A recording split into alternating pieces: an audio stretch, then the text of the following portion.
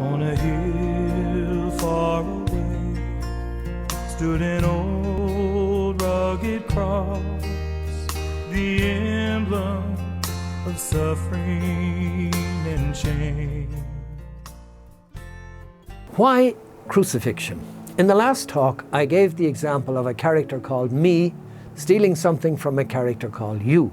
Then I regretted it and tried to make up for it for the wrong thing that I did because I felt very bad about it.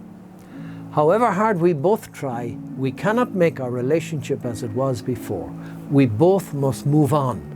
You, even though you didn't do anything wrong, you must be willing to move on too. Let me give another example.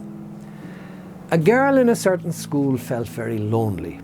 She was different from her classmates because of her ethnic origin. Let's call her Katie.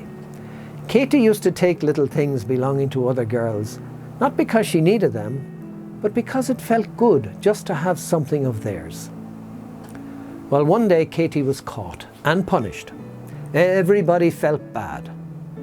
But the teacher was wise and kind and looked for a way not only to restore the relationship between Katie and the others, but to make it better. There were tears, and there was understanding, and there was pity, and there was forgiveness. Now, not long after that incident, it was time for the class Christmas party, and the teacher was holding the money to buy the goodies. She decided to make Katie the class treasurer and gave the money to Katie. Katie had to go to the various shops in the village to pay for the things supplied for the party. In order to bring about a new relationship between Katie and the school, the teacher had to let go control. It was a risk, but there could be no distrust or suspicion if a new and more loving relationship were to be established. Whatever was to happen by giving the money to Katie, the teacher had to let it happen. However, Katie carried out her task so well that some suppliers even donated extra goodies, and a great time was had by all.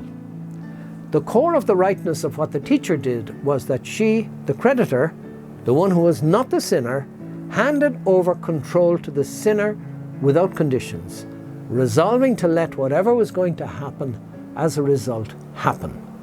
If the teacher had set up people to spy on Katie, she would have poisoned the relationship by establishing distrust at the core of it.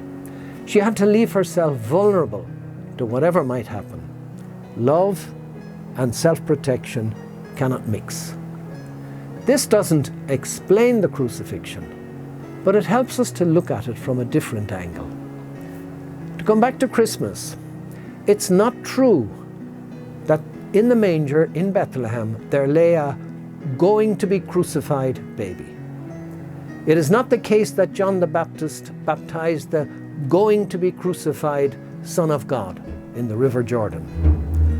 To ascribe future crucifixion like this would amount to denying the existence of free will in human affairs, and to reduce Judas and Caiaphas and Peter and Pontius Pilate to the status of puppets. To say God the Son became incarnate and accepted crucifixion misses the point slightly but significantly.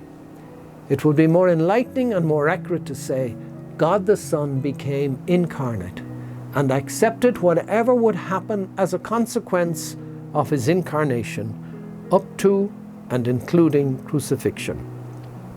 Just as the teacher gave up control by handing the money over to Katie, so God gave up control to bring about at oneness with us sinners. Again, love and self-protection cannot mix. The key to atonement is that the omnipotent God puts himself, like us, on the receiving end of what happens. If he is truly one of us, the Son accepts the whole course of his life on earth, whatever it turns out to be. Seeing it this way protects us from some mistaken views about the Father's role in all this. The silly picture we can so easily get of a father sending his son off to suffer and die, which sounds more like a cruel father than a loving one, is no longer there. The Father does not cruelly send his Son on earth to be crucified, but generously sends his Son to be one of us without setting any limit of what the consequences might be.